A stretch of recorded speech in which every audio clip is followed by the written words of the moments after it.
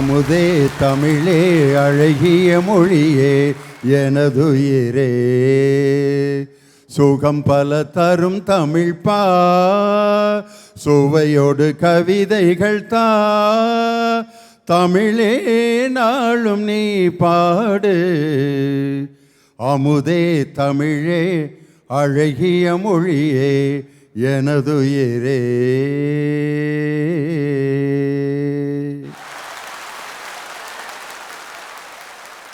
தி Chennai silks Vivaha திருமணப்பட்டு பெருமையுடன் வழங்கும் பேச்சு திருவிழா. இணைந்து வழங்குவோர் தமிழகத்தின் தரமான பசு நெய், தமிழ் நெய் ஆகிய 2 வணிக நிறுவனங்களும் இணைந்து வழங்கும் பேச்சு திருவிழா. ஒரு பேச்சாளருக்கும் நட்சத்திர அந்தஸ்தை தர வேண்டும் என்ற உயரிய நோக்கத்தில் இளம் பேச்சாளர்களை ஒவ்வொரு மாவட்டத்திலும் தேடி கண்டுபிடித்து அவர்களின் திறமையை இந்த உலகத்திற்கு வழங்கி கொண்டிருக்கும் ஒரே தொலைக்காட்சி கலைஞர் தொலைக்காட்சி. காரணம், பேச்சினால் இந்த உலகத்தை கட்டி போட்ட ஒரு மாபெரும் தலைவன் டாக்டர் கலைஞரின் பெயரால் இயங்கி கொண்டிருக்கும் தொலைக்காட்சி கலைஞர் தொலைக்காட்சி. அந்த கலைஞர் தொலைக்காட்சியில் பேச்சு திருவிழா. பொள்ளாச்சி என்ற அந்த பெயரை, நகரத்தின் பெயரை கேட்டவுடன் எல்லோருக்கும் ஞாபகம் வந்தது கவிஞர் மருதகாசி எழுதிய ஒரு பாட்டு. மணப்பாற மாடு கட்டி மாய வர ஏறு பூட்டி வயக்காட்டு உழுது போடு செல்லக்கண்ணு, பசுந்தலையை போட்டு பாடுபடு செல்லக்கண்ணு, பொதிய ஏத்தி வண்டியிலே பொள்ளாச்சி சந்தையிலே விருதுநகர் வியாபாரிக்கு செல்லக்கண்ணு, நீயும் வித்து போட்டு பணத்தை என்ன செல்லக்கண்ணு.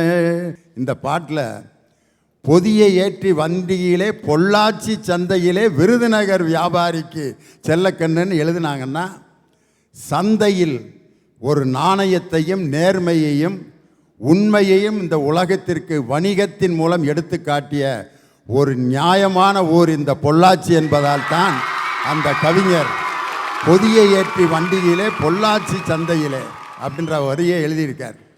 அப்படிப்பட்ட அந்த பொள்ளாச்சியில் நாங்கள் பார்த்து கொண்டிருந்த அந்த அழகான இடங்களில் பொள்ளாச்சியை ஒரு விமானத்தில் சென்று நாம் பார்த்தால் எங்கு பார்த்தாலும் தென்னை மரங்களும் தேங்காய் விவசாயமும் நடைபெற்று கொண்டிருப்பதை பார்ப்போம். இன்னும் ஊடுருவி பார்த்தால் பொள்ளாச்சிக்கு அருகே உள்ள நெகமம் என்ற கிராமத்தில் கைத்தறி சேலைகளை நெய்து உலக புகழ் பெற்ற கைத்தறி ஆடைகளை வழங்கி கொண்டிருக்கும் அந்த இருபெரும் தொழில்களை பற்றிய ஒரு காணொளி காட்சி இப்பொழுது அது உங்கள் முன்னால் திரையில். அதன்பின் இந்த விவாதம் தொடரும் என்று சொல்லி பொள்ளாச்சி பற்றிய காணொளி காட்சியை இப்போது பாருங்கள். பொள்ளாச்சியின் பெருமையை உலகிற்கு எடுத்துக்காட்டும் தென்னை விவசாயம். தென்னை மரம் நன்றிக்கு இலக்கணமான மரம்.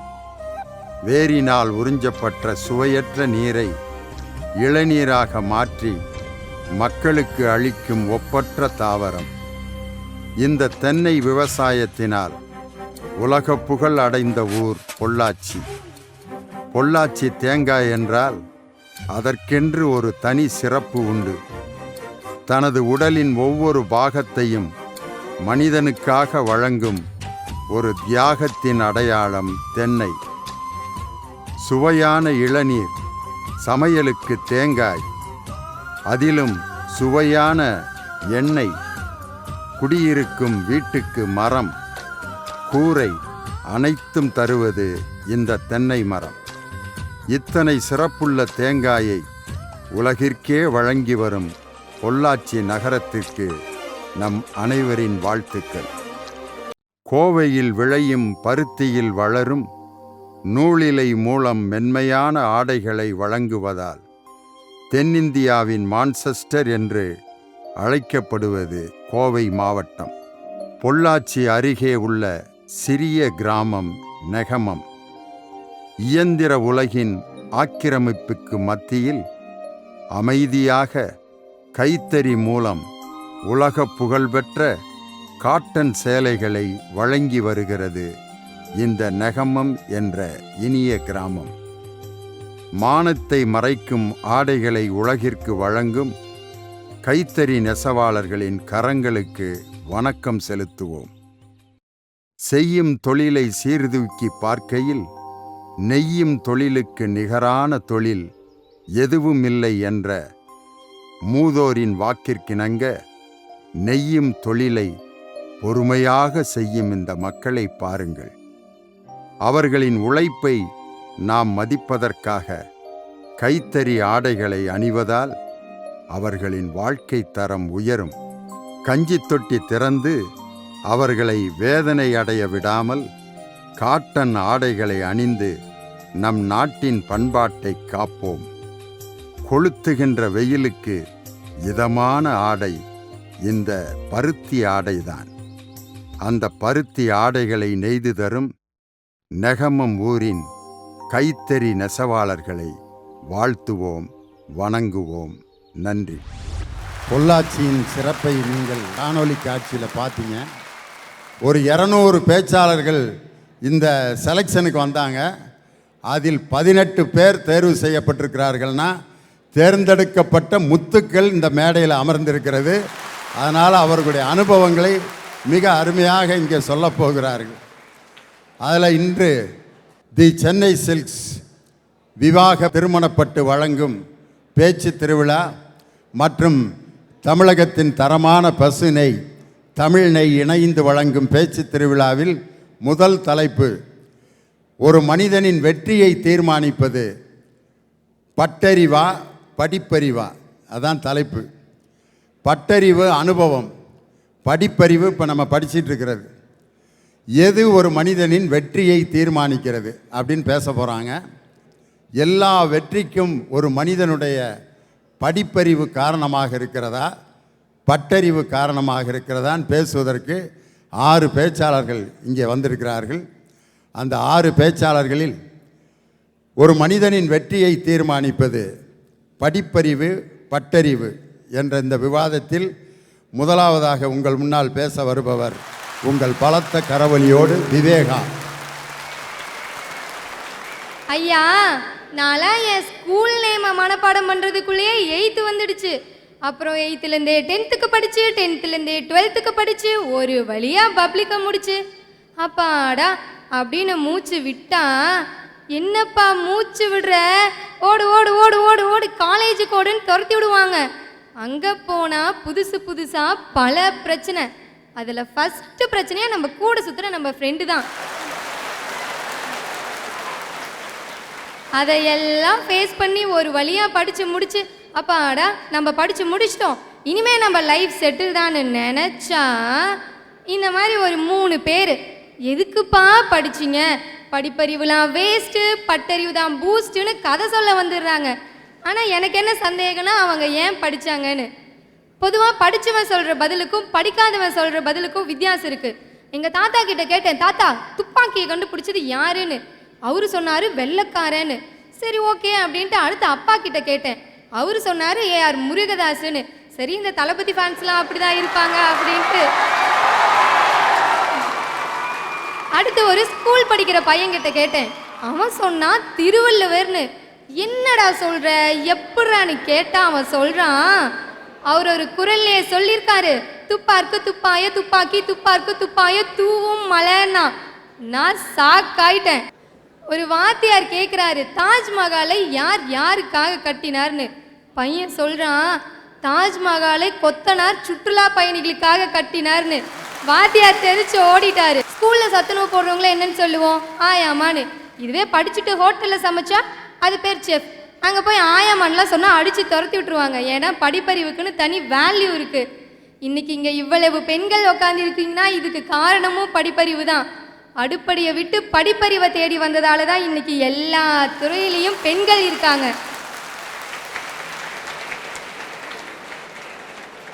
கேட்டால் சச்சின் டெண்டுல்கர் படித்தாரா, காமராஜர் படித்தாரா, பில் கேட்ஸ் படித்தாரா, அவர் படித்தாரா, இவர் படித்தாரான்னு ஒரு 10 பேர் சொல்லுவோமா? 10 பேருக்கு மேலே ஒருத்தர் சொல்லுங்க பார்ப்போம். படிக்காமல் சாதிச்சவங்க 10 பேர் இருக்காங்கன்னா படித்து சாதிச்சவங்க 1,00,000 பேர் இருக்காங்க. காமராஜர் படிக்காத மேதைன்னு சொல்கிறோமே, ஆனால் கொஞ்சம் யோசிச்சு பாருங்க, படிக்காத மேதை ஏன் படிப்புக்கு இவ்வளோ இம்பார்ட்டன்ஸ் கொடுக்கணும்? ஏன்னா படிக்காத நம்மளாலேயே இவ்வளோ செய்ய முடியுதுன்னா படித்தவன் இன்னும் எவ்வளோ செய்வாங்கிற கனவு தான். படிப்பை வெறும் மார்க்குக்காகன்னு பார்த்தா பயமாக தான் இருக்கும். அடுத்த வேளை உணவு இருக்கான்னு தெரியல, அந்த அளவுக்கு ஏழ்மை நிலையிலையும் ஒரு தாய் தன்னோட மகனை படிக்க வைக்கிறா. ஏன்னு கேட்டப்போ அவங்க சொல்கிறாங்க, பணத்தை கூட கையேந்தி பெற்றுக்கொள்ளலாம், ஆனால் படிப்பை யாரிடமும் கையேந்தி பெற முடியாது. என் மகன் யாரிடமும் கையேந்த கூடாது என்று சொன்னால் அந்த தாய். படிக்கிறதெல்லாம் வேஸ்ட்டு, படித்தா வேலை இல்லை, படித்தா சோறு இல்லை, என்ஜினியரிங் படிக்கிறவனுக்கு பொண்ணே இல்லைன்னு கிரியேட் பண்ணிக்கிட்டே போகிறாங்க. படிக்கிறவன் வெறும் ஸ்டூடெண்ட் இல்லை, லீடர். அதனால தான் டாக்டர் ஏபிஜே அப்துல் கலாம் ஐயா தன்னோட கடைசி மூச்சு வரைக்கும் மாணவர்களையே தேடி போனார். ஏன்னா அவர் ஆழமாக நம்பினார், இந்தியாவோட வெற்றியே படிக்கிற இளைஞர்கள் கையில் தான். ஐயா, வாழ்க்கையில் பிறப்பு இறப்பு இது ரெண்டுக்கும் இடையில ஒரு சின்ன கேப்பு. இதுலேயும் பட்டு தான் கற்றுக்கணுன்னா ஆயுசு பத்தாது. நீ எவ்வளவு கற்றாய் என்பது முக்கியம் அல்ல, நீ கற்றதில் எவ்வளவு தூரம் நடக்கிறாய் என்பது தான் முக்கியம். வாய்ப்புக்கு நன்றி, வணக்கம். வாழ்க்கையின் வெற்றியை தீர்மானிப்பது படிப்பறிவு தான்.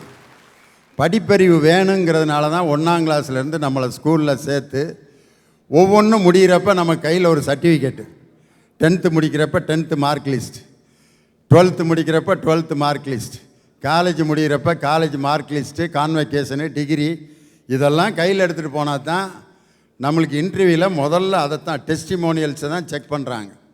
ஒரு ஆள் இப்படி தான் இன்டர்வியூ போயிருக்கான். என்ன தம்பி படிச்சிருக்கீங்கன்னு ஆரம்பிச்சிட்டான் ஒரு பாட்டு. சத்தியம்தான் நான் படித்த புத்தகம் அம்மா, சமத்துவம் தான் நான் அறிந்த தத்துவம் அம்மா.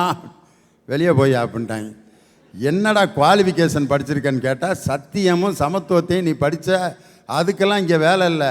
சிவில் இன்ஜினியரிங்கில் எவ்வளோ மார்க் ஸ்கோர் பண்ணியிருக்க, ஓ மார்க் லிஸ்ட்டை கொண்டாடான்ட்டு முதல்ல அதை பார்த்து தான் செக் பண்ணுறாங்களே ஒழிய. அதனால் படிப்பறிவினால் இந்த உலகத்தை மாற்றி அமைத்த வரலாறுகள் தான் உண்டு அப்படின்ட்டு விவேகா ரொம்ப அழகாக பேசினாங்க. அதற்கு அடுத்து பேச வருபவர் உங்கள் பலத்த கரவொலியோடு காவியா. இன்னைக்கு பட்டறிவு இருக்கவன் தாங்க ஐயா ஜெயிக்கிறான். இந்த படிப்பறிவு ஒரு மனிதனை நீ டாக்டர் ஆகணும், நீ இன்ஜினியர் ஆகணும், நீ லாயர் ஆகணும், டீச்சர் ஆகணும்னு சொல்லி கொடுக்குது. ஆனா எங்களுடைய பட்டறிவு ஒரு மனிதனை நீ நல்லதொரு மனுஷனா மனிதத்தன்மையோடு வாழணும்னு சொல்லி கொடுக்குதுங்கய்யா. இன்னைக்கு படிச்சுட்டு யூனிவர்சிட்டி ரேங்க் வாங்கினவன், பட்டம் வாங்கினவன்லாம் என்ன பண்ணிட்டு இருக்கான்? ஒரு கம்பெனியில யாரோ ஒருத்தன் கிட்ட கை கட்டி வாய் பொத்தி சம்பளம் வாங்கிட்டு இருக்கான். ஆனா இந்த லாஸ்ட் பெஞ்சில் உட்கார்ந்துட்டு நீ உருப்பட மாட்ட, நீ உருப்பட மாட்ட, நீலாம் வாழ்க்கையில ஜெயிக்கவே மாட்ட, நீலாம் பிச்சை எடுக்க தான் லாக்கி நடுத்தெருவுல தான் நிக்க போறேன்னு வாதியாரு கிட்ட சாபமா வாங்கினவன் தாங்கய்யா. இன்னைக்கு ஒரு எங்கள் காலத்தில் தான் அந்த கடைசி பெஞ்சியை போட்டு இப்படி திட்டினாங்கன்னு பார்த்தா, இப்பயும் அதே கடைசி பெஞ்சில் இருக்கவன் திட்டு வாங்கிட்டு தான் இருக்கான் போல. இன்னைக்கு அந்த கடைசி பெஞ்சில் உட்கார்ந்து இருக்கவன் தாங்கய்யா படிச்சவனுக்கெல்லாம் வேலை கொடுக்கிற முதலாளியா இருக்கான்னா, இன்னைக்கு வாழ்க்கையில ஜெயிக்கிறது பட்டறிவு தானே ஐயா. இன்னைக்கு இந்த படிப்பறிவு அப்படிங்கிறது மாணவர்களினுடைய மனசுக்குள்ள மதிப்பெண் வாங்கணுங்கிற எண்ணத்தை தான் விதைக்குதே தவிர உன்னுடைய மனதிற்குள் மதிப்பான எண்ணங்கள் வளர வேண்டும்னு சொல்லி கொடுக்க மறந்துருச்சேங்க ஐயா. இன்னைக்கெல்லாம் ஒரு புள்ள பெத்துக்கிறதையே சாதனைன்னு பேசிட்டு இருக்காங்க ஐயா. ஆனா அந்த காலத்துல எல்லாம் 10 குழந்தைய வச்சு பிரசவம் பார்த்த நம்முடைய பாட்டி எந்த மருத்துவ கல்லூரியிலையும் போய், குறிப்பா சொல்லணும்னா எந்த பள்ளிக்கூடத்திலையும் போய் நீட் எக்ஸாம் எழுதி பாஸ் பண்ணலையே. அன்னைக்கு மருத்துவச்சி மூலமாக டெலிவரி பார்த்தப்ப எல்லாம் நார்மல் டெலிவரியாக தான் இருந்துச்சு. இன்னைக்கு இந்த படித்தவங்க கண்டுபிடிச்ச இவ்வளவு மருந்துகள், மாத்திரைகள், இன்ஜெக்ஷன்கள், இவ்வளவு மருத்துவமனைகள் இருந்தும் இன்னைக்கு 100 டெலிவரியில் 90 டெலிவரி வயிற்ற கிழிச்சு தான் பிள்ளைய எடுக்க வேண்டியிருக்கு. அதனால் உங்கள் படிப்பறிவு இந்த நாட்டுக்கு என்ன செஞ்சுச்சு? ஆஹா. ஐயா, இன்று உலக அரங்கமே பார்த்து வியந்து பாராட்டி கொண்டிருக்கின்ற தஞ்சை பெரிய கோவிலை கட்டிய எங்களுடைய ராஜராஜ சோழன் எந்த ஒரு இன்ஜினியரிங் காலேஜ்லயும் போய் சிவில் இன்ஜினியரிங் படிக்கலைங்கய்யா. ஆனால் அவர் கட்டிய தஞ்சை பெரிய கோவிலுடைய புகழை பற்றி இந்த உலக அரங்கமே பாராட்டிட்டு இருக்குன்னா அதுதாங்க ஐயா நம்முடைய வாழ்க்கை நமக்கு சொல்லி கொடுக்கின்ற அனுபவம். அப்படின்னா வாழ்க்கையில அனுபவம் இருக்கிறவங்க தானே ஜெயிச்சிட்டு இருக்காங்க. ஐயா, இன்னைக்கு வகுப்புல எல்லாம் ஃப்ரெண்டு சாப்பிடாம வந்திருப்பான், மச்சா பசிக்குதுடான்னு சொல்லும் போது எவனோ ஒருத்தன் கொண்டு வந்து இந்த டிஃபன் பாக்ஸுக்குள்ள 4 கையும் ஒன்னா போய் 2 நிமிஷத்துல அந்த டிஃபன் பாக்ஸ் காலி ஆகும். இந்த பகுத்துண்டு பல்லுயிர் ஓம்புதல் அப்படிங்கறத, இந்த பகிர்ந்து உண்ணணும் அப்படிங்கறத எங்களுடைய பாட புத்தகம் எங்களுக்கு சொல்லி கொடுக்கலையேங்க ஐயா. ஒரு ஃப்ரெண்டு காலேஜ் ஃபீஸ் கட்ட முடியலன்னு சொல்லி அவங்க வாத்தியார் வெளியில அனுப்பிச்சிருப்பாரு. இன்னொருத்தன் சட்டப்பையில அவங்க அப்பா கொடுத்த காசை, ஃபீஸ் கட்ட கொடுத்த காசை வச்சிருப்பான். அவன் ஃப்ரெண்டு வெளியில வர்றான்னு சொல்லிட்டு நம்ம மட்டும் எதுக்கு ஃபீஸ் கட்டிட்டு அவனை தனியா விட்டுட்டு போனன்ட்டு மச்சா வாடா போவோம் படத்துக்குன்னு சொல்லிட்டு கூட்டிட்டு போறாங்கல்ல. இந்த மனிதாபிமானத்தை எந்த ஒரு பள்ளி புத்தகங்களும் சொல்லி கொடுக்கலைங்கய்யா. இன்னைக்கு வாழ்க்கையில ஜெயிக்கிறவங்க எல்லாருமே அனுபவம் நிறைந்தவர்களாத்தாங்க ஐயா இருக்காங்க. ஐயா, இன்னைக்கு நான் எங்க அப்பா கிட்ட கேட்டேன், அப்பா இன்னைக்கு நான் டிவியில பேச போறேன், நீங்க தான் நான் பேசினதை பார்த்ததே இல்லையே, இந்த ஒரு தடவையாவது வாங்கப்பான்னு சொல்லி. எங்க அப்பா சொல்றாரு, நாங்க வந்துட்டா மாடுகண்ணை எல்லாம் யாரு பார்த்துப்பான்னு கேக்குறாங்க. ஐயா, இன்று படித்தவர்கள் தன்னுடைய பெற்றோர்களையே கொண்டு போய் முதியோர் இல்லங்களில் விட்டு கொண்டிருக்கிறார்கள். ஆனால் இந்த அனுபவம் உள்ளவர்கள் தங்க வீட்டுல இருக்க ஒரு மாடு கண்ணை கூட தங்களுடைய வீட்டில் வளர்க்கின்ற ஒரு உண்மையான பிள்ளையா பார்க்கிறாங்கன்னா இந்த சமுதாயம் வல்லரசாகட்டும் அப்படின்னு சொன்னா அதுக்கு உங்களுடைய படிப்பறிவு இருந்துட்டு போகட்டும். அட்லீஸ்ட் இந்த சமுதாயத்தை ஒரு நல்லரசாவது மாத்துங்க அப்படின்னு சொன்னா அதற்கு எங்களுடைய பட்டறிவு தான் தேவை. நீங்கள் படிப்பறிவை பெற்றுக்கொண்டு மாக்களாய் வாழ்வதை விட்டுவிட்டு பட்டறிவை வச்சுட்டு கொஞ்சமாவது மனிதாபிமானம் உள்ள மக்களாக வாழுங்கள் என்று கூறி நல்லதொரு வாய்ப்புக்கு நன்றி கூறி விடைபெறுகிறேன். நன்றி, வணக்கம். பட்டறிவு எவ்வளவு முக்கியம் அப்படிங்கிறதுக்கு வேறு உதாரணமே சொல்ல அவசியம் இல்லை. ஆனால் இன்றைக்கும் கிராமத்தில் திடீர்னு இன்றைக்கி மழை பெய்யுமான்னு ஒரு தாத்தாட்ட கேளுங்க, அப்படியே ஒரு ஈசானி மூளை பக்கம் இப்படி கையை வச்சு பார்ப்பார். மேகம் ஒரு மாதிரியாக கூடிக்கிட்டு வரதப்பா, இன்னும் ஒரு 3 மணி நேரத்தில் மழை பாரி எப்படி பெய்ய போகுதுன்னு அப்படின்னு சொல்லுவார். 3 மணிக்கு சொல்கிறாரு, 6 மணிக்கு சொன்ன மாதிரி மழை பெய்யுது. இது அவர் போய் எங்கேயும் போய் பெரிய இது வானிலை அறிவிப்புக்கான கோர்ஸ்லாம் அவர் படிக்கலை. 1ஆம் கிளாஸ் கூட படிக்காத வெறுமேலோடு இருக்கிற ஒரு தாத்தா கையை வச்சு கணிக்கிற கணிப்பு கரெக்டாக இருக்குது. அதே மாதிரி கையை பிடிச்சி இப்படி நாடியை பிடிச்சி என்னென்ன வியாதி இருக்குன்னு வரிசையாக சொல்கிறார். 3 நாடியில் நம்ம உடம்புக்குள்ளே என்ன நடக்குதுங்கிறத அனுபவத்தில் சொல்கிறானே, இந்த பட்டறிவு தானே அந்த நாட்டுக்கு தேவை அப்படின்னு காவியா ரொம்ப அழகாக பேசினாங்க. அவரை தொடர்ந்து சத்யா உங்கள் பலத்த கரவொலியோடு படிப்பறிவேன்னு பேச வர்றாங்க. இன்றைக்கு படித்தாதாங்க எல்லாத்தையுமே சாதிக்க முடியும். அக்கா அழகாக சொன்னாங்க, எங்கள் அப்பா மாடு கட்டுறாருன்னு. அக்கா சத்தியமா பெரியப்பா மாடு கட்டித்தான் இருக்காரு. அந்த மாடு கட்டுறது நாளைக்கு உனக்கு கட்ட போகிற ஃபீஸுக்காகங்கிறத மறந்துடாத. ஆக நாளைக்கு படிக்க போகிற கல்விக்காகத்தான் இன்றைக்கே அப்பா வேலை செஞ்சுட்டு இருக்காருங்கிறத அக்கா மறந்துட்டாங்க போல. உங்கள் அப்பா அங்கே வந்து மாடு கண்ணை பார்த்துட்டு விவசாயம் பார்த்துட்டு இருக்காருன்னா உண்மையிலே உங்கள் அப்பா பட்டறிவு ரொம்ப தேவைன்னு சொல்லி ஒன்றையும் காட்டுக்குள்ளே உட்கார வச்சு விவசாயமும் மாடு கண்ணும் பார்க்க சொல்லலை.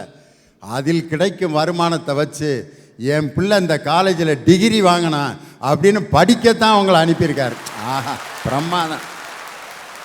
நூலைப்படி சங்கத்தமிழ் நூலைப்படி முறைப்படி நூலைப்படி கற்பவை கற்கும்படி வள்ளுவர் சொன்னபடி கற்கத்தான் வேண்டும் அப்படி கல்லாதவர் வாழ்வதைப்படி அறம்படி பொருள்படி இன்பம்படி அகப்பொருள்படி அதன்படி புறப்பொருள்படி நல்லபடி பொய்யிலே 3/4 படி புரட்டியிலே 1/4 படி வையகம் ஏம்பாரும்படி வைத்த நூல்களை ஒப்புவதைப்படி நூலைப்படி தொடங்கையில் வருணுப்படி இருப்பினும் 3 படி அடங்கா இன்பம் மறுபடி ஆகும் என்று ஆன்றோர் சொன்னபடி நூலைப்படி என்று பாரதிதாசனார் சொன்னார் என்றால்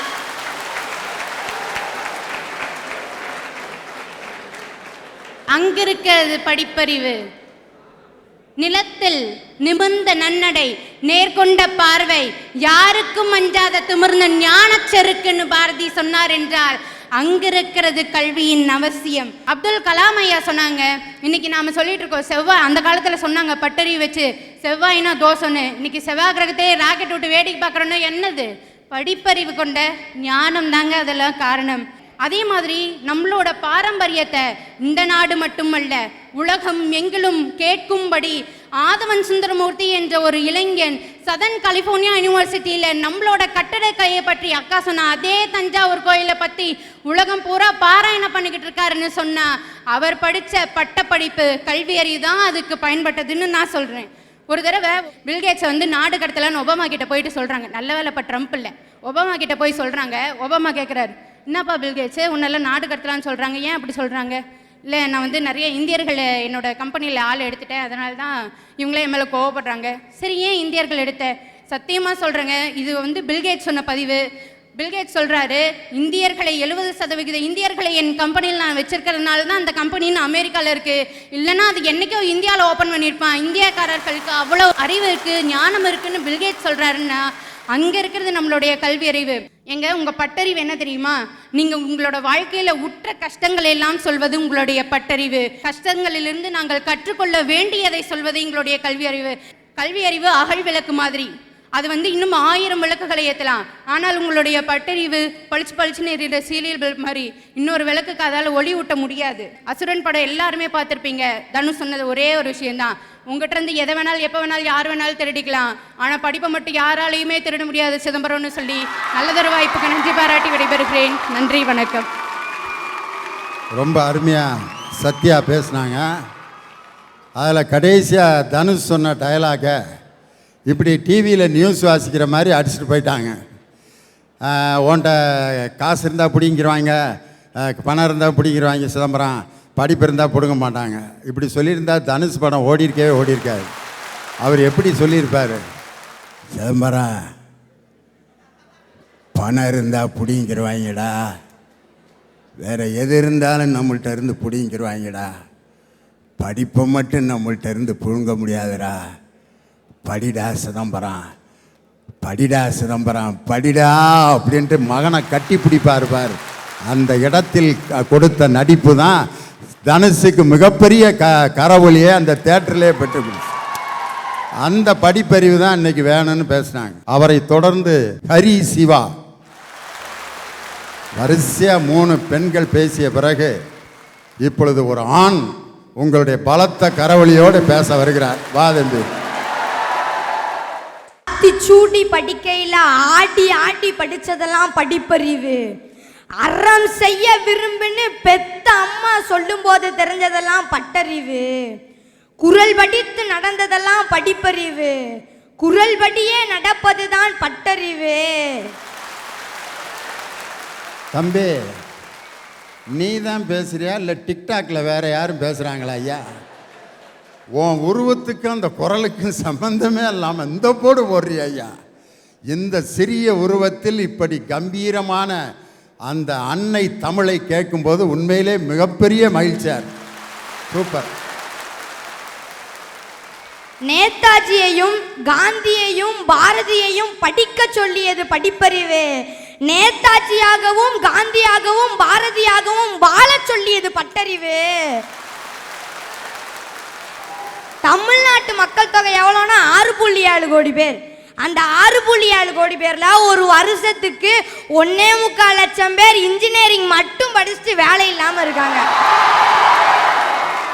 இப்படி படித்து முடிச்சுட்டு அவங்களுடைய வாழ்க்கையிலே அவங்களால வெற்றி பெற முடியலையே, இவங்க எப்படிங்க அந்த சமுதாயத்திலையும் இந்த நாட்டிலையும் வெற்றி பெற முடியும்? இன்னைக்கு நிலத்துல தண்ணி இருக்கான்னு பார்க்கறதுக்கு நிறைய மிஷின்லாம் கொண்டு வந்து வச்சு டெஸ்ட்லாம் எடுத்திருக்காங்க. கடைசி பார்த்தா அது தோல்வியில் தான் முடியுது. ஆனால் என் தாத்தா உள்ளங்கையில் தேங்காய் வச்சு இந்த இடத்துல நீரோட்டம் இருக்குன்னு துல்லியமாக கணிச்சு சொல்கிறாங்கன்னா இதான் இன்றைக்கு இருக்கக்கூடிய பட்டறிவுக்கும் படிப்பறிவுக்கும் உள்ள வித்தியாசம். ஐயா, முன்னாடிலாம் சிவப்பாக இருக்கிறவன் பொய் சொல்ல மாட்டான்னு சொல்லுவாங்க, அப்படியே படிக்கிறவனும் பொய் சொல்ல மாட்டான்னு சொல்லுவாங்க. ஆனால் இன்னைக்கு படிக்கிறவங்களும் சரி, படிக்க சொல்லித்தரவங்களும் சரி, பொய் சொல்லிட்டு இருக்க சூழ்நிலை உருவாயிடுச்சு நம்ம நாட்டில். கிளாஸ்ல வச்ச டெஸ்ட்ல காப்பி அடிச்ச காலம் போய் தமிழ்நாடுங்கிற ஸ்டேட்ல வைக்கிற டெஸ்ட்ல காப்பி அடிச்சு மாட்டா அவ்வளோ நிலை நம்ம நாட்டில் உருவாயிக்குன்னா அதான் உண்மை. ஒரு படிச்சவன் வந்து ஒரு கிராமத்தில் நடந்து போயிட்டு இருந்தான். அப்போ ஒரு செக்கு மாடு அங்கே சுற்றிக்கிட்டு இருந்தது. அது கழுத்தில் மணியும் கட்டி விட்டுருந்தாங்க. ஆனால் அந்த மாடை மேய்க்கிறதுக்கு யாருமே இல்லை. இவன் போயிட்டு மாடு அது பாட்டுக்கு சுற்றிக்கிட்டு இருக்கு. அது பக்கத்தில் ஒரு வீட்டில் ஒரு தாத்தா படுத்துருந்தார். அந்த தாத்தாவை பார்த்து மாடு அது பாட்டுக்கு சுற்றிக்கிட்டு இருக்க, நீங்கள் வீட்டுக்குள்ளே படுத்திருக்கீங்க அப்படின்னு கேட்கான். அதுக்கு அந்த தாத்தா சொல்கிறாரு, இல்லைப்பா நான் மாடு கழுத்தில் மணி கட்டியிருக்கேன். மாடு சுத்த சுத்த மணி சவுண்டு எனக்கு கேட்டுக்கிட்டே இருக்கும். ஒருவேளை மாடு நின்றுச்சு அப்படின்னா மணி சவுண்டும் நிற்கும். உடனே நான் போய் என்னன்னு பார்த்துருவேன் அப்படின்னு சொல்கிறேன். அதுக்கு அந்த படித்தவன் சொல்கிறான், இல்லை மாடு சுத்தாமல் ஒரே இடத்துல நின்று தலையை மட்டும் ஆட்டிகிட்டு இருந்தாலும் மணி சவுண்டு கேட்கும்லா, அப்போ என்ன பண்ணுவீங்க அப்படின்னு. உடனே அந்த தாத்தா சொல்கிறாரு, அதுக்கு தான்ப்பா என் மாட்டை நான் பள்ளிக்கூடத்து பக்கமே அனுப்பலை அப்படின்னு. ஸோ இன்னைக்கு படித்தவன் அப்படிங்கிறப்ப எப்படி ஏமாத்தலாம் வந்து பேசி என் மாட்டை கெடுத்துப்படாதரா, அது ஒன்றைய மாதிரியே ஏமாற்ற ஆரம்பிச்சிடேன். நான் இதை வச்சு தான் வாழ்க்கையை ஓட்டிக்கிட்டு இருக்கேன்னு இருக்கார். ஸோ இன்னைக்கு படித்தவன் அப்படிங்கிறப்ப எப்படி ஏமாத்தலாம் அப்படின்னு தான் யோசிப்பான். ஆனால் படிக்காதவங்க நேர்மையாக இருந்தாங்க, நாட்டை நல்லா ஆண்டுக்கிட்டு இருந்தாங்க. ஒரு சோப்பு கம்பெனி, அங்கே ஒரு பிரச்சனை என்ன அப்படின்னா, சில சோப் பிளேஸ் ஆகாமல் வருது, வெறும் பாக்கெட்டாக மட்டும்தான் வருது. இந்த பிரச்சனைக்கு முடிவு கட்டணும் அப்படின்னு ஒரு மீட்டிங் போடுறாங்க. அந்த மீட்டிங்கில் எல்லாரும் ஒவ்வொரு ஐடியா சொல்கிறாங்க.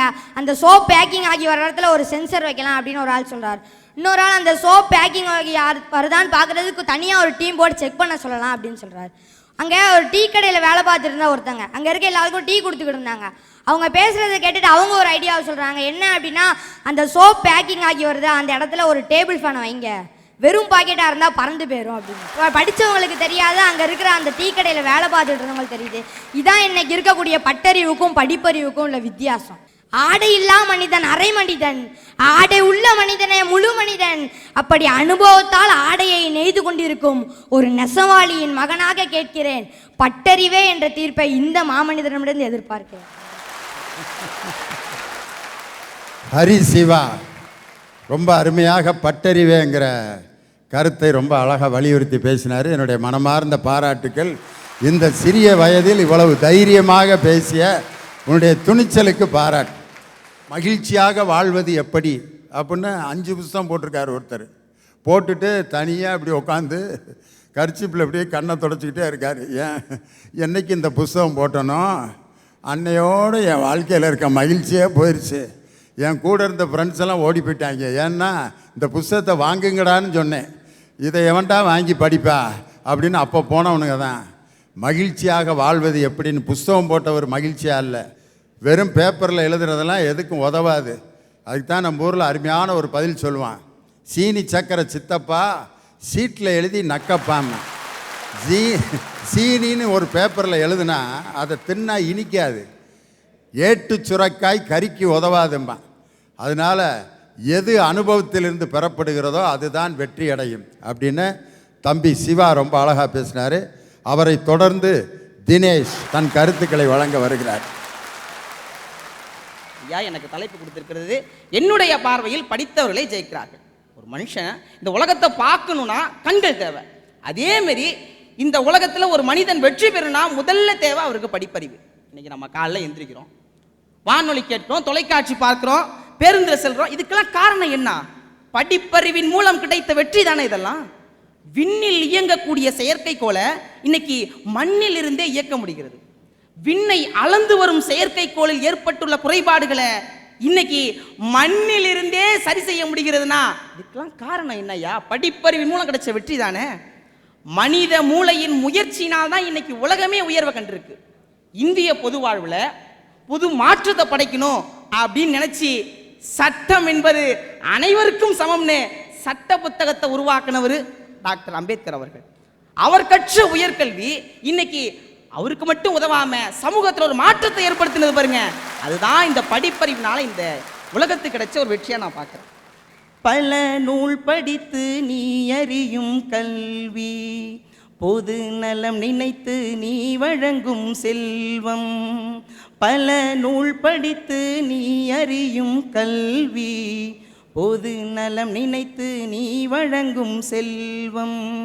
பிறர் உயர்வினிலே உனக்கு இருக்கும் இன்பம், இவை அனைத்திலுமே இருப்பதுதான் தெய்வம் அப்படின்னு படிப்பறிவை பற்றி அன்னைக்கே பாடிட்டு போயிட்டாங்கய்யா. மருத்துவத்துறையில் முதல் மருத்துவ பெண் பட்டதாரினா முத்துலட்சுமி ரெட்டி. அவங்க படித்த கல்வி அவங்களுக்கு மட்டும் உதவாம இந்த சமுதாயத்தில் ஒரு மிகப்பெரிய மாற்றத்தை ஏற்படுத்துறது பாருங்க. அதுதான் இந்த படிப்பறிவினால இந்த சமுதாயத்துக்கு கிடைச்ச வெற்றி. புத்தகங்கள் எல்லாரும் படிப்பறிவு மட்டும் படித்தா போதுமா? கண்டிப்பாக போதாது. நானும் ஒத்துக்க மாட்டேன். படிப்பறிவோடு சேர்ந்த புத்தகங்கள் வாசிக்கிறது எப்போ தொடங்குதோ அப்போதான் நீங்கள் சொல்கிற மனிதாபிமானமும் தேசபக்தியும் எல்லாமே வளரும். பெண்கள்கிட்டேருந்து கரண்டியை பிடுங்கிட்டு அவங்க கையில் புத்தகங்களை கொடுங்க. பட்டறிவும் பகுத்தறிவும் படிப்பறிவும் தானா வளரும்னு சொன்னது தந்தை பெரியார். படித்ததினால் அறிவு பெற்றோர் 1000 உண்டு, பாடம் படிக்காத மேதைகளும் பாரினில் உண்டு. படித்ததினால் அறிவு பெற்றோர் 1000 உண்டு. ஐயா நான் ஒத்துக்கிறேன். ஆனால் மோகன்தாஸ் என்கின்ற ஒரு மனிதரை மகாத்மாவா மாத்தினது ஒரு புத்தகம். மார்ட்டின் என்கின்ற ஒரு மனிதரை மார்ட்டின் லூதர் கிங்கா மாத்தினது காந்தி அவர்கள் எழுதிய சத்திய சோதனைங்கிற ஒரு புத்தகம். நீங்கள் கற்கக்கூடிய இந்த படிப்பறிவு என்பது உங்கள் தாய் தந்தையரின் கனவு. அதனை கலைத்து விடாமல் நினைவாக்குங்கள் என்று கூறி விடைபெறுவது உங்கள் திருவாரூர் தமிழ் தினேஷ் பாபு. நன்றி, வணக்கங்கள்.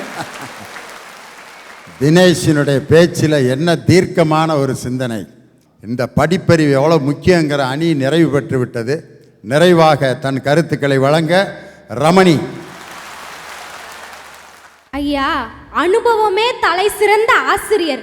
அதனால தான் நான் பேச போறேன். வாழ்க்கையில வெற்றி பெற்றவர்கள் பட்டறிவாளர்களேன்னு. பட்டறிவாளர்களேனா படிச்சு பட்டம் வாங்கினவங்க இல்லைங்க ஐயா. வாழ்க்கையில பட்டு இன்னைக்கு பட்டறிவாளர்களா இருக்காங்களே, அவங்கள பத்தி தானுங்க ஐயா பேச போறேன். அதுக்கு ஒரு தலை சிறந்த உதாரணம் கூறணும்னா, நான் தினமும் காலையில் ஒரு பஸ்ஸில் போவேங்க ஐயா. அதே பஸ்ஸில் 2 பசங்க வருவாங்க. ஏறி உட்காந்தோடனே அவனை சுடுறா இவனை சுடுறான்னு அந்த வீணா போன பப்ஜி கேமை விளாண்டுட்டு வருவாங்க ஐயா. எதர்ச்சியாக அந்த ஒரு நாள் ஒரு அக்கா அந்த பஸ்ஸில் ஏறினாங்க ஐயா. அந்த 2 பசங்க பண்ணுறதை பார்த்த அந்த அக்கா அந்த 2 பசங்களையும் கூப்பிட்டு, சாமி இதெல்லாம் நல்லதில்லை கண்ணு, இதைய விளையாடாதீங்கன்னாங்க ஐயா. அந்த பசங்க அதை பெருசாக எடுத்துக்காமல் விளையாண்டுக்கிட்டே இருந்தாங்க. திரும்பியும் அடுத்த நாளும் அந்த அக்கா அதே பஸ்ஸில் ஏறி அதே பசங்க கிட்ட அந்த விஷயத்தை சொன்னாங்க ஐயா. அந்த அன்னைக்கு அந்த பசங்க அதை பெருசாக எடுத்துக்கல. இதே மாதிரி தினமும் அந்த அக்கா அதே பஸ்ஸில் ஏறி அதே பசங்க கிட்ட அந்த விஷயத்த சொல்லிக்கிட்டே இருந்தாங்க ஐயா. ஒரு நாள் அதில் ஒரு பையனுக்கு பயங்கர கோவம் வந்து அந்த அக்காவை திட்டி போட்டா. எனக்கும் அதை விட பயங்கர கோவம். அந்த 2 பசங்க முன்னாடி எந்திரிச்சு, ஏங்கா உங்களுக்கெல்லாம் அறிவே இல்லைங்களா, அவனுக்கு தான் சொல்ல கேட்க மாட்டேன்றானுங்கல்ல, நீங்கள் எதுக்கு திரும்ப திரும்ப அவனுக்கிட்ட அதையே சொல்கிறீங்கன்னு கேட்டேன். அதுக்கு அந்த அக்கா சொன்னாங்க, இந்த பாலா போன கேம்னால என் பையனை இழந்து நான் அனுபவிக்கிற வழியை அவங்களோட பெற்றவங்களும் அனுபவிச்சிடக்கூடாதுங்கிறதுக்காக நான் சொல்கிறேம்மான்னாங்க. அடுத்த நிமிஷமே அந்த 2 பசங்களும் அந்த அக்காவை பார்த்து, அம்மா இனிமே நாங்கள் 2 பேரும் இந்த கேமை கண்டிப்பாக விளையாட மாட்டோம்னு சொன்னாங்க. அதனால தானுங்க ஐயா சொல்கிறேன், வாழ்க்கையில் ஒரு மனிதன் பெறும் அனுபவம் மட்டுமே அவனை தலை சிறந்த ஆளாக மாற்றுகிறது. அந்த அனுபவம் இன்பமோ துன்பமோ அவன் அனுபவிக்கிற அந்த அனுபவம் மட்டும்தாங்க ஐயா அவனை வாழ்க்கையில் நிதர்சனமான மனிதனாக மாற்றுது. கொஞ்சம் யோசிச்சு பாருங்களேன், அனுபவம் இல்லாத வாழ்க்கை எப்படி இருக்கும்னு. தோனி இல்லாத கிரிக்கெட் எப்படியோ, தோனி இல்லாத கிரிக்கெட் எப்படியோ, தலை இல்லாத விசுவாசம் எப்படியோ, தளபதி இல்லாத பிகில் எப்படியோ, அப்படி இருந்திருக்கும் ஐயா அனுபவம் இல்லாத வாழ்க்கைங்கிறது. இன்னும் சொல்றேன் கேளுங்க ஐயா, பசியின் அருமையை அனுபவித்ததால் தான் மதிய உணவு எனும் மகத்தான திட்டம். காதலின் அனுபவமே தாஜ்மஹால், வீரத்தின் அனுபவமே வெற்றி, பொறுமையின் அனுபவமே சுதந்திரம், போராட்டங்களின் அனுபவமே வாழ்க்கை. இப்படி வாழ்க்கை முழுவதுமே அனுபவங்கள் நிறைந்தது மட்டும்தானுங்க ஐயா. வாய்ப்புக்கும் அனுபவத்துக்கும் பெருசா எதுவும் வித்தியாசம் இல்லை. வாய்ப்பு என்பது ஒரு மனிதனின் வாழ்வை அழகாக்கும், அனுபவம் என்பது ஒரு மனிதனின் வாழ்க்கையை ஆதாரமாக்கும். உதாரணத்துக்கு ஒரு கதை சொல்றேன் கேளுங்க ஐயா. திடீர்னு கடவுள் உங்க முன்னாடி வந்து நின்று உங்களுக்கு என்ன வர வேணும்னு கேட்டால் நீங்க என்னங்க ஐயா கேட்பீங்க? நான் வேற எதுவும் கேட்க மாட்டேன்.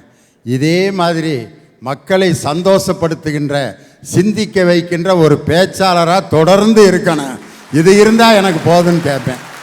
இதை விட்டு என்னை வேற எதுவும் மாற்றிடாத அப்படின்னு தான் கேட்பேன். அதே மாதிரி ஒரு நாள் கடவுள் பூமிக்கு வந்து ஒரு பையன் முன்னாடி நின்றுறாங்க ஐயா. அந்த பையனை பார்த்து கடவுள் சொல்றாரு, உனக்கு என்ன வரம் வேணாலும் கேளு, நான் தரேங்கிறார். உடனே அந்த பையன், என்ன கேட்டாலும் தருவீங்களா? கடவுள், நீ என்ன வேணாலும் கேளு, நான் தரேங்கிறார். உடனே அதுக்கு அந்த பையன் சொல்றான், எனக்கு ஒரு அழகான பொண்டாட்டி வேணும். கடவுள், பர்மிஷன் கிராண்டட், உன் பேர் என்னன்னு மட்டும் சொல்லு.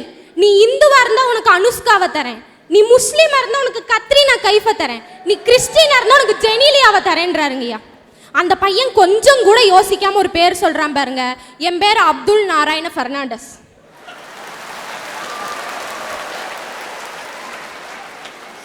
அப்துல் நாராயணன் பெர்னாண்டஸ் அப்படின்னு ஒரு பேரை வச்சு 3ஐயும் கட்டிக்கணும்னு ஆசைப்பட்டிருக்கான். எப்படியாப்பட்ட ஆள் பாருங்க. அதுக்கு அந்த கடவுள் சொல்றாரு, ஒன்ன கட்டிக்கிட்டே என்னால சமாளிக்க முடியல, நீ 3 கேக்குற, கல்யாணம் பண்ணவங்கிட்ட கேள்றா, அதை மட்டும் கேட்டேன்னா வாழ்க்கையில நீ கல்யாணமே பண்ண மாட்டேன்னு சொல்லி அந்த இடத்துல இருந்து கடவுள் மறைஞ்சே போயிடுறாருங்க. உப்பு இல்லாம கூட உயிர் வாழ்ந்துடலாங்க, ஆனா நட்பு இல்லாம உயிர் வாழவே முடியாது. அப்படிப்பட்ட நட்பு எனும் நினைவு பரிசு ஆயுசுக்கும் நமக்கு தரது இந்த கல்லூரி வாழ்க்கையில கிடைக்கிற அனுபவம் தானுங்களேங்கய்யா. எங்களுக்கும் சேர்த்து அவங்களே பதில் சொல்லிட்டாங்க, படிச்சவன் 10 பேர்த்துக்கு வேலை கொடுப்பான். ஆமாங்க, படிச்சவன் கண்டிப்பா 10 பேர்த்துக்கு வேலை கொடுப்பான். ஆனா படிக்காத என் தலைவர் காமராசர் இந்த ஊருக்கே கல்வியவே கொடுத்தாருங்க. அதனால தான் சொல்றேன், பட்டவனால மட்டும்தான் பட்டறிவாளன் ஆக முடியும்னு. படிச்சா வெற்றி பெற முடியாதுன்னு சொல்லலம்மா, படிக்கிறதுக்கே நாங்க படாத பாடுபட்டாதாம ஒரு டிகிரியே தராங்க, அதைத்தாமா நாங்க சொல்ல வரோம். அதனால தானுங்க ஐயா சொல்றேன், வாழ்க்கையில் பட்டு பட்டு மேலெழும்புவனால மட்டும்தாங்க ஐயா பட்டறிவாளனாக முடியும். நல்லதொரு வாய்ப்பிற்கு நன்றி கூறி விடைபெறுகிறேன். நன்றி. மணிமணியாக பேசிய ரமணிக்கு என்னுடைய மனமார்ந்த பாராட்டுக்கள். ஒரு நடிகனுடைய படங்களை நம்ம பார்த்துட்டு வந்தாலே ஆரம்ப காலத்து படத்துக்கும் இப்போ நடிக்கிற நடிப்புக்கும் நிறைய வித்தியாசம் இருக்குது. உதாரணத்துக்கு நமது நடிகர் விஜய் அவர் ஆரம்பத்தில் நடித்த நடிப்பு, உதாரணத்துக்கு ஒரு படத்தில் ஒரு பாட்டு பாடுவார். அப்போ இருந்த அந்த முகபாவனைக்கு நடிப்புக்கும் இப்போ இருக்கிற நடிப்புக்கும் நிறைய வித்தியாசம் இருக்குது. காரணம் அனுபவம். வண்ண நிலவே வண்ண நிலவே வருவது நீதானா, வாசலிலே வருகிறதே வருவது நிஜம்தானா, ஒரு கோடி நிலாவின் வெளிச்சம் பார்த்தேன் உன் கண்ணில், கண்மூடினால் உன் ஞாபகம் அப்படின்னு ஒரு மேன்லினை வச்சுட்டு அப்படியே அமைதியாக பாடுவார். இப்போ இதே விஜய்க்கு ஒரு காதல் பாட்டில் எப்படி இருக்கு பாருங்க. கண்டாங்கி கண்டாங்கி கட்டி வந்த பொண்ணு, கண்ணாலே கிறுக்கேத்து கஞ்சா வச்ச கண்ணு, உன் கண்ணுக்கு 2 லட்சம் தாரேண்டி அப்படின்னு சொந்த குரலில் என்ன ரிச்சா பாடுறாருன்னா அது அனுபவம். அதே மாதிரி தலை அடே அப்பா அவருடைய ஆரம்ப காலத்து படத்தில் இருக்க காதல் பாட்டை பாருங்களேன், அது ஒரு டைப்பாக இருக்கும். அவர் பாருங்க, பூவுக்கெல்லாம் சிறகு முளைத்தது எந்தன் தோட்டத்தில், பூவே உந்தன் சிறகாய் முளைத்தது எந்தன் வானத்தில், 30 நாளும் முகூர்த்தமானது எந்தன் மாதத்தில், பூவுக்கெல்லாம் சிறகு முளைத்தது எந்தன் தோட்டத்தில் அப்படின்னு இப்படியே பாடுவார். இப்போ பாருங்க லேட்டஸ்டாக வந்த பாட்டில் என்ன ஒரு காதல் பாட்டை என்ன அருமையாக பாடிட்டு போயிடுறாரு. ஆலுமா டோல்லுமா ஐஷாலக்கடிமா அப்படின்னு ஒரு 2 லைன்லேயே அப்படி கைதட்டு பறக்குது. ஒரு அனுபவம் தான் ஒரு மனிதனுக்கு கற்றுக் கொடுக்கறதுன்னு நான் சொல்லலை, ரமணி சொன்னாங்க. அதுக்காக ஒரு மனிதன் படிக்காமே விட்டுற முடியுமா? படிப்பறிவுங்கிறது எல்லாத்தையும் அனுபவித்து தான் ஒரு மனுஷன் அறிய முடியுமா? இல்லை. ஒரு கிணறோட ஆழத்தை கண்டுபிடிக்கணும். கிணறு எவ்வளவு ஆழம் அப்படின்னு கிணத்துல உள்ளே உளுந்து அவனை கைத்தை பிடிச்சி ஏற்றி எவ்வளவு ஆழம்னு கண்டுபிடிச்சிட்டியாடான்ட்டு கிணற்றில் விழுந்து தான் ஒரு கிணறின் ஆழத்தை கண்டுபிடிக்க வேண்டும் என்ற அவசியமில்லை. ஒரு படிப்பாளி ஒரு கயிறை அப்படியே கிணத்துல போட்டு அதனுடைய எட்ஜை தொட்டோன்னே மேலே ஏற்றி அந்த கயிறின் ஆழத்தை வைத்து கிணற்றின் ஆழத்தை கண்டுபிடிக்கிறான் பார். அந்த நுட்பமான படிப்பறிவு தான் இன்னைக்கு ஒரு மனித சமுதாயத்தையே வாழ வச்சுக்கிட்டு இருக்கு அப்படின்னு யார் அவங்க சொல்கிறாங்க. கடைசியாக நான் என்ன தீர்ப்பு சொல்கிறேன், கண்ணதாசன் சொன்னார், அருமையான கவிதை. கடவுள்கிட்ட கேட்கிறார், பிறப்பு என்பது யாதென கேட்டேன், பிறந்து பார் என்று இறைவன் சொன்னான். மனையாள் சுகம் என்பது யாதென கேட்டேன், மணந்து பார் என்று இறைவன் சொன்னான். பிள்ளை சுகம் என்பது யாதென கேட்டேன், பெற்றுப்பார் என்று இறைவன் சொன்னான். வாழ்க்கையின் சுகம் யாதென கேட்டேன், வாழ்ந்து பார் என்று இறைவன் சொன்னான். இறப்பின் சுகம் எதுவென்று நான் கேட்டேன், இறந்து பார் என்று இறைவன் சொன்னான். நான் இறைவனை கேட்டேன், அனுபவித்து அறிவதுதான் வாழ்க்கை எண்ணில், ஆண்டவனே நீ எதற்கு என்று கேட்டேன். ஆண்டவன் சற்று அருகே வந்து அந்த அனுபவமே நான் தான் என்றான். என்ன அழகான ஒரு வாசகம் பாருங்க. பிறப்பிலிருந்து இறப்பு வரை ஒரு மனிதன் பெறுகின்ற அந்த அனுபவம். கடவுள்கிட்ட நம்ம ஒன்று கேட்குறோம், ஆனால் வேற கொடுக்குறார். ஒருத்தன் சொன்னான், நான் கடவுளிடம் வலிமையை கேட்டேன், அவர் கஷ்டங்களை கொடுத்தார். கஷ்டங்களை எதிர்த்து போராடினேன், வலிமையை பெற்றேன். கடவுளிடம் திறமையை கேட்டேன், அவர் ஆபத்துக்களை கொடுத்தார். ஆபத்துக்களை எதிர்த்து போராடினேன், திறமைகளை பெற்றேன். கடவுளிடம் நான் அறிவை கேட்டேன், அவர் பிரச்சனைகளை கொடுத்தார். பிரச்சனைகளை ஜமாளித்தேன், அறிவை பெற்றேன். கேட்டது ஒன்று, கிடைத்தது ஒன்று. ஆனால் கேட்டது கிடைக்கவில்லை என்று நான் வருத்தப்படவில்லை. கிடைத்ததை வைத்து கேட்டதை பெற்றுக்கொண்டேனே, அதுதான் என் அனுபவம் என்று ஒரு கவிஞன் சொன்னான்னா, ஒவ்வொரு மனிதனுடைய வாழ்க்கையிலும் அவன் வேதனையிலும் துன்பங்களிலும் அவனுடைய சோதனைகளிலும் பெறுகின்ற அனுபவம் தான் ஒரு மனிதனை முழு மனிதனாக்கும். ஒரு வரியில் சொன்னால், வெற்றி என்பது பெற்றுக்கொள்வது, தோல்வி என்பது கற்றுக்கொள்வது. தோல்வி அடையும் ஒரு மனிதனால் தான் வாழ்க்கையில் பல விஷயங்களை கற்றுக்கொள்ள முடியும். கற்றுக்கொள்ளும் அந்த அனுபவத்தை நமக்கு தருவது பட்டறிவு தானே ஒழிய படிப்பறிவு அல்ல.